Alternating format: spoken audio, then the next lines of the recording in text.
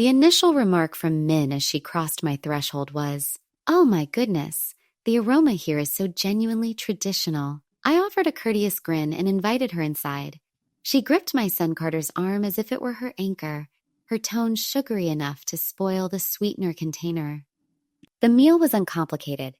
I prepared steamed bosa fish, fragrant jasmine rice, and stir-fried snow peas, meals I'd made for Carter since his childhood. Min praised every mouthful. "So delicate," she remarked, "not oily as I had anticipated." Her parents, a rigid pair in costly attire, nodded, chuckled at every comment, and conversed in practiced English. The discussion leaped between property markets, Carter's profession, and the wedding timeline they were already advocating. I maintained the tea refills, the rice heated, and my expression serene until midway through the feast when Min inclined slightly toward her parents and shifted to Mandarin. "She hasn't a hint," she uttered, gaze darting my way. I mean, observe her, that swine-like countenance. Those paws, Queedy. How ancient is she? I'll wed the offspring, secure the permit, escape, 1 year maximum. Then I'll locate someone with genuine wealth. They snickered quietly. The mother patted her lips with her serviette and stated, "Just continue feigning appreciation for the cuisine. You're nearly there." I didn't react, merely lifted the rice vessel and softly offered it before her father. "Father." Then I cleared my throat and declared in the identical proficient Mandarin I'd employed in lecture halls for more than 3 decades. "Would you care for additional rice, sir, and inform your daughter I instructed this tongue before she even entered the world?" Every syllable she uttered I comprehended. "Hush, the variety that contracts a space." Min's complexion paled. Carter glanced between us, bewildered. Not the courteous variety, the sort that declares, "Now you comprehend." And still I presented dessert regardless. The plates from that evening remained draining on the stand. I haven't handled them, not due to nostalgia, but because whenever I glance at that rice container, I replay her words anew. That swine-faced lady won't suspect a thing. I've endured harsher labels, pupils who failed exams, guardians furious over marks, peers who believed permanent position implied dominance. I outlasted them all with identical instruments, lucidity, quietude, and a recollection that archives everything. I instructed Chinese writings at the institution for 32 years. I didn't merely teach dialect. I taught its foundations. I could declaim verses from the Tang era, cite Confucius, and elucidate expressions that don't convert neatly into English. I understood how phrases wound deeper when delivered with a beam. And that's precisely what Min executed. She enacted benevolence like a thoroughly practiced performance. Admiration for my charming, modest abode. Chuckles that never touched her eyes. Proposing to remove dishes, but never truly raising one. Carter didn't observe. He's intelligent, just not in this manner. He's always been affectionate, anxious to satisfy, reluctant to accept that anyone could deceive with such simplicity. He believes individuals like Min are uncommon. I know otherwise. When my spouse was living, he claimed I was excessively lenient. You grant folks the advantage of uncertainty, he'd state. One day someone's going to exploit that toward you. I used to chuckle, not because I opposed, but because I recognized the instant someone did, I'd be prepared. That's it. Now here I am, 66, solitary in the residence he constructed, with still retaining the fragrance of linseed over epochs. My fingers aren't as swift, but my intuitions are keener than ever. And Min, she confused that stillness for obliviousness. That was her error. Her error. Mine was assuming she merited the identical mercy I extended my pupils. Carter visited the following night. Solely him this occasion, no Min. He carried confections from that bistro he favors in the city center. The one with the scorched sugar topping that's overly saccharine for me, but I always feigned delight. He settled at the cooking area counter, his neckwear relaxed, his tone nonchalant. I recognized supper was uncomfortable. He started. But you truly startled Min. You didn't need to communicate that way. I interlocked my palms in my lap. I only replied after she slandered me in Mandarin directly before you. He chuckled mildly, like I was acting foolish. Mom, you likely misheard her. or perhaps misinterpreted the inflection. You're fatigued. You know Min's still adapting. She's under strain. A novel nation, a novel kin, I permitted him to conclude, allowed him to envelop it in gentle justifications. I didn't debate, but something within me chilled. Not from rage, but separation, like a drape descending behind the chest. I'd witnessed that expression in my pupils too, when they desired to accept something so intensely they'd obstruct anything that might endanger it. He wasn't safeguarding her. He was safeguarding the rendition of affection he'd already persuaded himself. There are matters Carter doesn't comprehend, not because I concealed them, but because I never forced him to observe. He doesn't realize I'm vending my matrimonial pendant, the sole ornament his father ever bestowed me to fund his first-year dormitory fee. He doesn't realize I accepted 3 evening sessions the term his grant expired. He doesn't realize I overlooked his father's ultimate inhalations because I was correcting Carter's postgraduate dissertation, too arrogant to request a postponement, too obstinate to allow him to falter. And Min, she'll never comprehend what it expenses to bestow someone all and still be perceived as nil. I contacted Mara the subsequent dawn. She had been one of my most brilliant learners, a subdued power of structure and perception. She now labored in migration enforcement, something she once declared she'd never pursue. But the globe redirects people in odd paths. She recalled me immediately. No civilities, no hesitation. We convened at a tiny eatery just beyond the green space, the type where no one inquires and everyone attends their own brew. I displayed her a picture of Min the commitment proclamation Carter had messaged me. Mara examined it, her digits drumming softly on the surface. Min Lee. Yes. She queried almost to herself. I'll investigate her. I didn't disclose her what I'd overheard. Not yet. I didn't require sympathy or fury. I required truths. 2 days afterward, I received the note. That's not her actual title. No elaboration. Just that single phrase, frigid and pristine. I perused it thrice. Then once more vocally. Not her actual title. I remained extremely motionless for an extended period. Then I activated the light, unveiled a new notepad, and commenced compiling a roster not of inquiries but of individuals. If she had falsified about her title, what else was untrue? I didn't know what scheme Min was executing, but I was going to master the regulations. The further I examined, the more elements disintegrated like a poorly sewn border. The demons, the ones who occupied my counter, beamed with top mouths and consumed my brew, possessed no documents, no permits, no locations in the region. I discovered them cataloged on a site for regional occasion performers. Ethnic household bundle, it stated. Perfect for rituals, society gatherings, migration snapshots. The commitment images Carter had proudly forwarded me were posed in a leased atelier in San Francisco. Identical bloom curve, identical illumination arrangement. I located in 4 additional example collections, digitally. I contrasted the drapes behind Min to a snapshot from a celebration site. Exact. Mara's second communication arrived later that week. Her true title is Shu Min, still lawfully wedded. Spouse dwells in Guangzhou. Submitted no separation. I gazed at those terms for an extended duration. Still wedded. Nind still wedded. And here she was in my cooking space, murmuring while she sliced greens, causing Carter to guffaw as she bungled with the rice steamer. A charming resident had delivered blooms, and Min had received them with a gratitude so authentic even I almost trusted her. She donned the falsehood like satin, smooth, impeccable, gleaming in the proper illumination. I didn't challenge her. Not yet. I required to witness more. Not of her, but of Carter. Would he detect the joints he didn't? He discussed nuptial sites and permit documents about how he desired the ritual to incorporate both traditions. I attended. I beamed. I dispensed Java and captured psychological memoranda. Then, when they departed to acquire for seating markers, I positioned at my workstation and started outputting everything I possessed. Her pseudonym, the atelier lease voucher, the hiring bill for her guardians, the union certification from China. I organized it in a binder, then inserted it into the compartment beneath my deceased spouse's timepiece. I wasn't prepared to display Carter yet.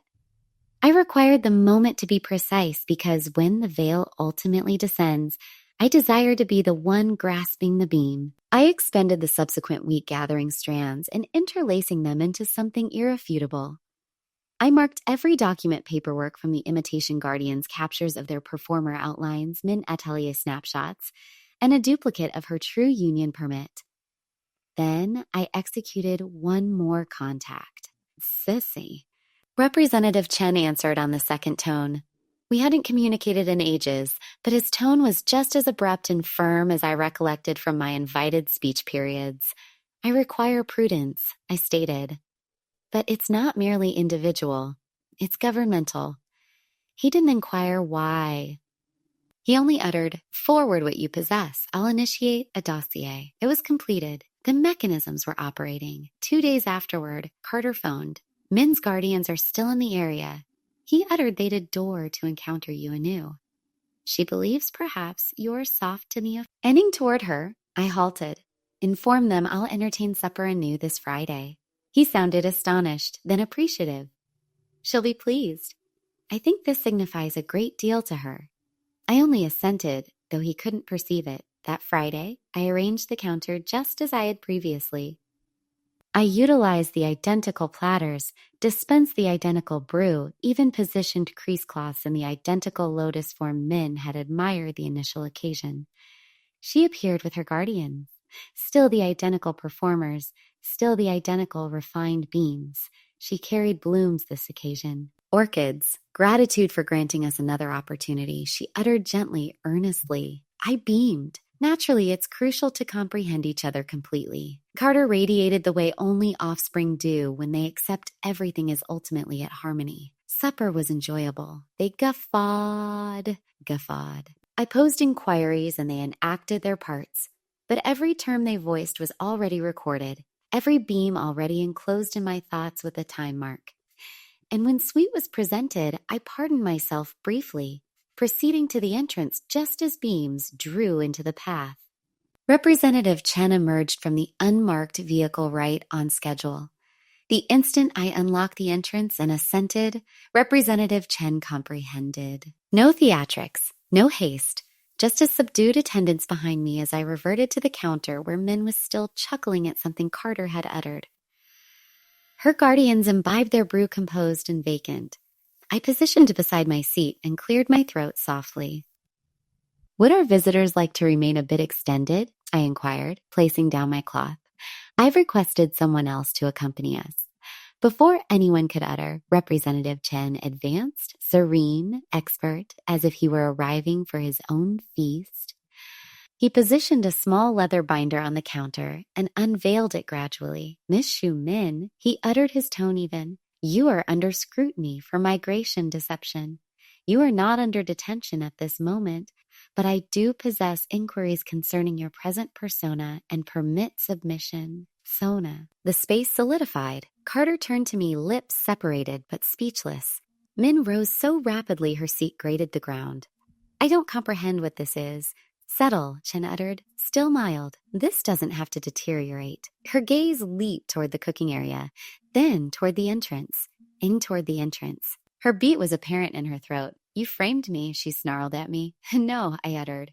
You framed yourself. I just activated the illumination. Then she fled. It wasn't elegant.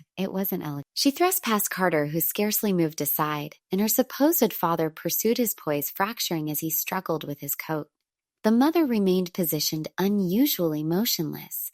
She gazed down at the brew cup before her, then at Representative Chen, and offered a small, vanquished assent. I'll assist, she uttered.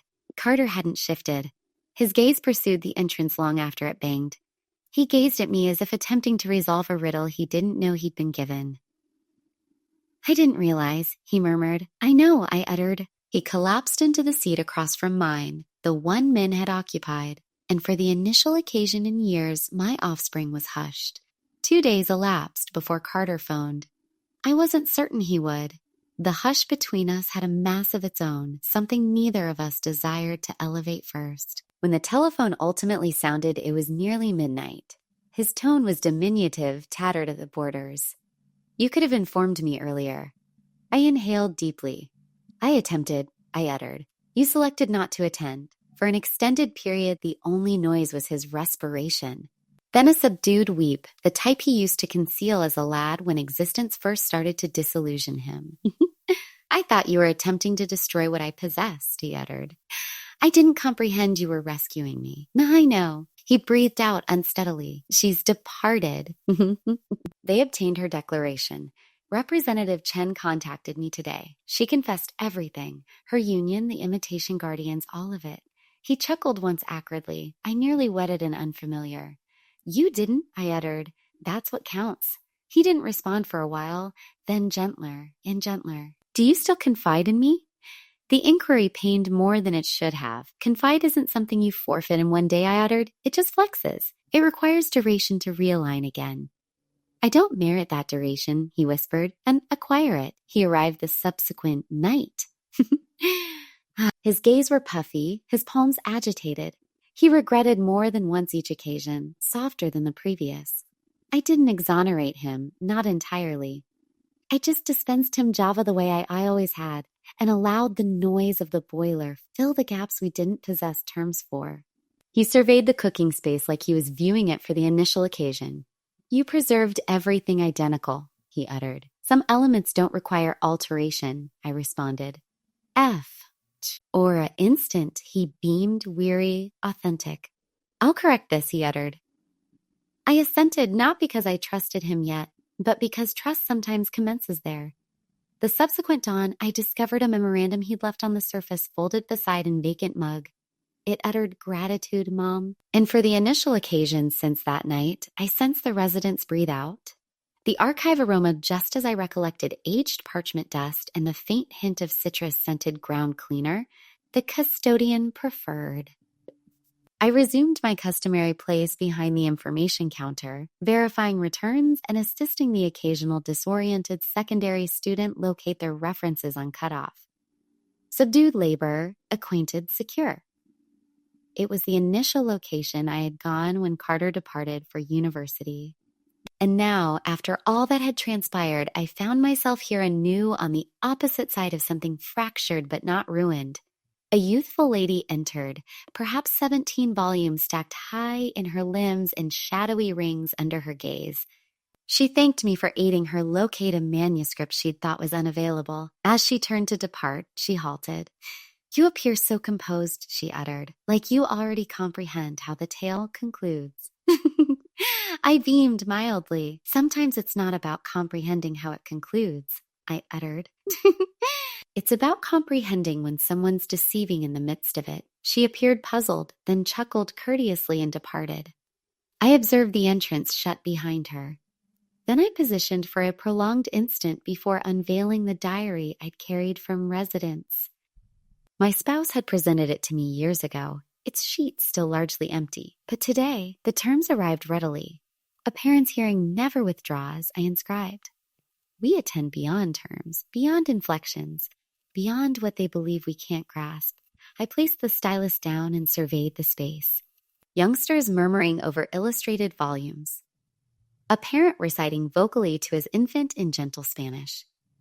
A youthful pair disputing over the significance of a verse without realizing it had no solitary response. Comprehension isn't just about dialect, it's about attendance, about interpreting hushes and lateral peaks, about recognizing someone's motives before they utter a term. Min thought she was astute changing tongues, but proficiency isn't about syntax. It's about veracity, and the veracity always reveals itself if you delay sufficiently. I shut the diary, inserted it into my satchel, and rose to rearrange the wagon. That night, Carter rapped on the entrance holding 2 mugs of Java. The packet arrived on a Monday, dense, authoritative, imprinted with the Bureau of National Safety emblem. I didn't unveil it immediately. I positioned it on the surface, prepared a vessel of Java, and delayed until the boiler ceased whistling. Then I positioned, unfolded the missive, and perused each row gradually. Min's situation had been advanced. Deception, bogus papers, distortion of wedded condition. Her imminent union appeal had been rejected, her permit canceled. She was anticipating judgment in national tribunal. There was no reference of Carter, no fault, no doubt toward him, soliloquized. Just a subdued memorandum that he had retracted his pledge of assistance. The mechanism proceeded without him. I creased the missive tidily and inserted it back into its casing. That Sunday, like the two prior Carter appeared at midday with provisions in one palm and takeaway Java in the other. He rapped now, never presumed the entrance would be unlocked. There was a gentleness in him I hadn't observed in years. We prepared lunch collectively. Nothing extravagant. Rice gruel with ginger onions and preserved greens. He didn't attempt to occupy the hush. He posed inquiries instead about my youth, about how I encountered his father, about the verses I used to recite over supper when he was too youthful to comprehend them. I should have attended, he uttered as we completed our repast. I didn't desire to accept someone I cherished could deceive like that. I extended for his palm. You didn't falter. You confided. That's not frailty. But now you comprehend what to seek. After he departed, I cleansed the cooking space, polished down the surfaces, and placed a new boiler on the burner of Siventin. My palms didn't quiver anymore. There was no strain left to retain. I extracted my aged diary and turned to a new sheet. I inscribed one row, then emphasized it. Next occasion you introduce someone residence, ensure she isn't performing. Then I shut the volume, reclined in my seat, and allowed the quiet to resolve in like an aged companion